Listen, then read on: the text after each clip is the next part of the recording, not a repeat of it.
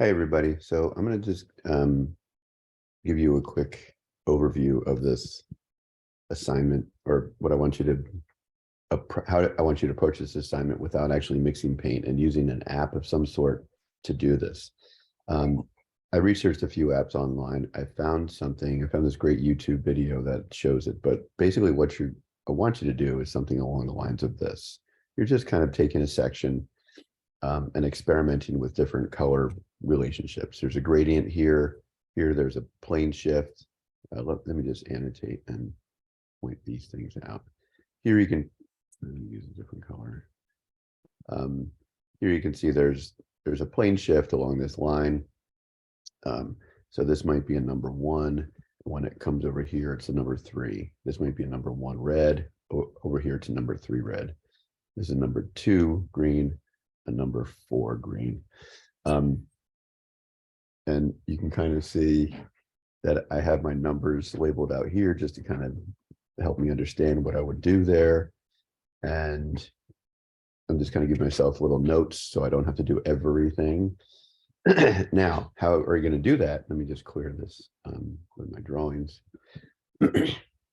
So I found this web-based app. It's called Lightbrush, light-brush.art up here. And all you got to do is click the word paint to run the application. And then you can import an image I just did it a minute ago. Give me a second. I think you can just do create. Oh, and then I went to file, import image. And then I just imported something I had here. I think this is actually Elijah's image here.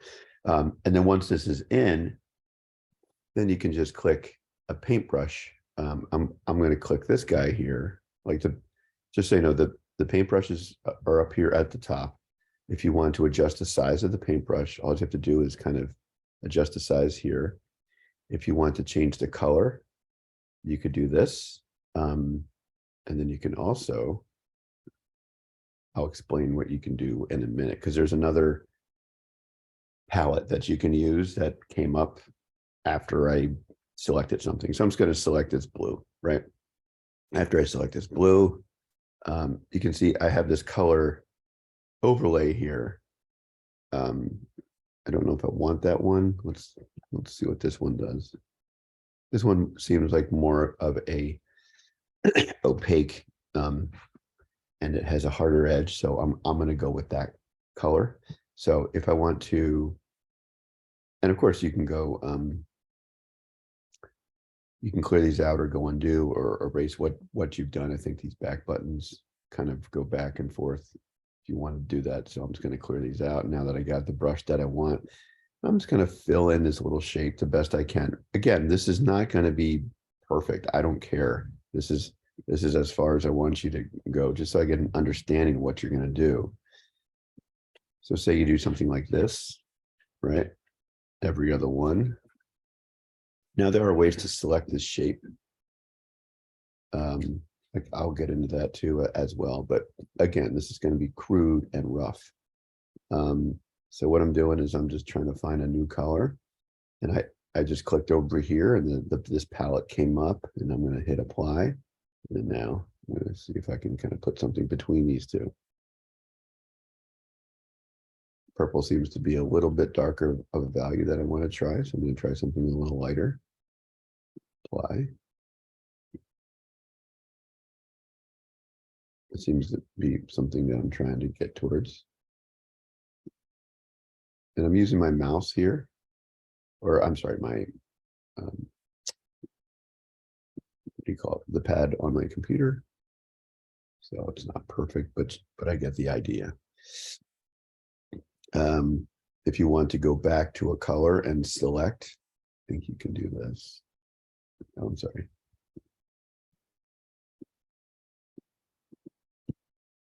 I guess you can't. What I'm going to do, oh yeah, there you go. I did do that. So let me just close that out. what I want to do is get this blue. I want a darker value. So I took this little icon below the paint and I selected it right on the color. And then now I'm going to click on the color and I wanted to get a darker value of that blue. I'm going to close it and now I'm going to do a darker, oops. I have to pick the paintbrush. And now I'm going to put a darker blue in there. Oops. Went a little bit too much. And again, I'm just filling this in just to get a sense of something happening.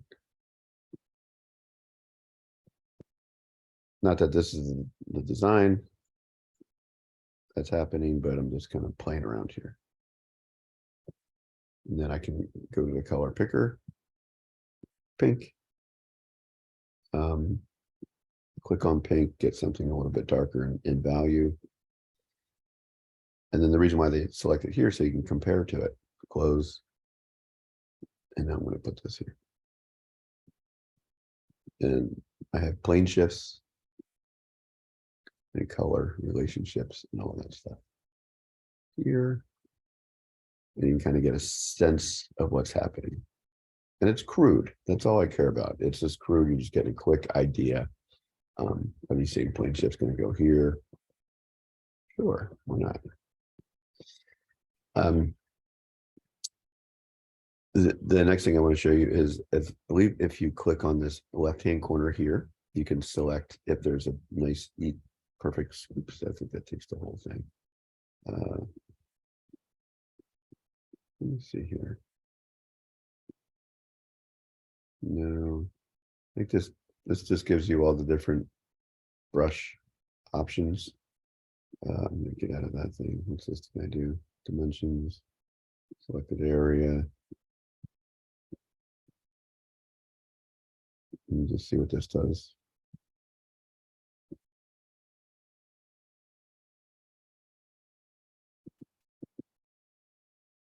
That does select an area. Fill it in. Okay. Well, that's nice. So look at this. See this little lasso thing here? If you want to draw, you just follow the line, or you can see I'm in a section here. I'm just following the outline. And then this little paint bucket icon, you click that and you can fill it in. So that's where you can get a little bit more specific with your edges, which I probably would go that route now that I've learned that that's how I might do the whole thing. And then I can do another one down here. And I can apply a lighter tone. Make sure I click the paint bucket icon and it just fills the shape in. And if you ever want to just get out of that line, you can click this button, click here. And as you can see, that line is gone. And then just go back or whatever you want to do. But this seems to be the trick. Go here, go here, go here. I want to do a different color. Bam. Okay. So this is a web browser. And what I'm going to do now is I'm just going to click over to this site I found online. I'll add this link to the assignment page, but this is a YouTube video that talks about all these different great free apps that you can paint with. So the one we're looking at now, I'm just going to play it real quickly. This year, it's a browser-based painting app. And some of you may have heard that and said, to the list this year, it's a browser-based painting app. And some of you may have heard that and said, ooh, browser-based. And yeah, I get it, but these have been getting better. I almost included another one called Photopea, which is a pixel-for-pixel clone of Photoshop. Okay, so this is what we're using, which is, again, it's called Light Brush Art. There's another one that's a phone app that I started to play around with that's not that bad either. It's called Metabang Paint. So I'll play that really quickly. Channel. So on to number 2, Medibang. It's available on Windows, Mac, Linux, Android, iOS, a handful of smart vacuums. Pretty much anywhere you are, Medibang is there. You may know Medibang by its other name, Fire Alpaca. No? Nobody's heard of Fire Alpaca. Medibang is open source. I think Fire Alpaca is a fork of the original. That is a fancy way of saying copy. The cool thing about Medibang is that if you ever ask yourself, I wonder if it can do this, the answer is usually, I don't know, maybe, oh my gosh, yes, you can. Okay, so enough of that. But you can play around with that if you want to try to download it in your phone app. I did. I found this one that I've been playing around with now to be the easiest one to work with. It's similar to Photoshop, the way it's kind of laid out. It's intuitive, you can kind of figure it out and just quickly get the idea of what we want. And then after that, you can just hit File, Save As. Do you want to save it as a JPEG, a project, or a PNG? I would save it as a JPEG. It saves down. You can retitle it at another time, and then you would submit that. And you can do a couple different versions of this pretty quickly. So this is the idea I want you to go. This is how I want you to go about it. This app seems to work great because it's open source. Or no, it's not open source, it's web-based, I guess. I don't know. I'm not familiar with all the language. All right. Have a great week, and let me know if you have any questions.